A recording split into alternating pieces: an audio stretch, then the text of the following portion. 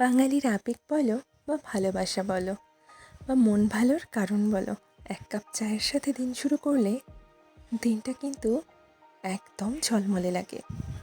আর যারা চা প্রেমী আমার মতো, তারা তো এই বিষয়টা খুব ভালোভাবেই জানে। গরম পড়েছে খুব ঠিকই, তবে চা প্রেমীদের চা খাওয়া এই গরম তো আটকাতে পারেইনি।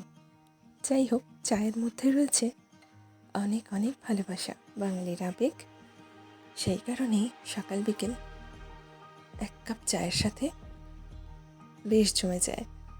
ওদিকে চা খেতে খেতে এদিকে একটু ঢ্যাঁড়সের তরকারি করছিলাম।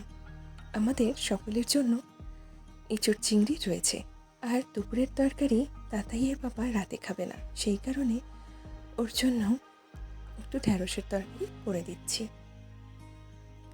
এইদিকে তাতাই ফুটবল খেলতে গেছে, ও ফিরলে একটু গ্লুকন-ডির জল খাবে, তাই ওর জন্য একটু রেডি করে রাখছি।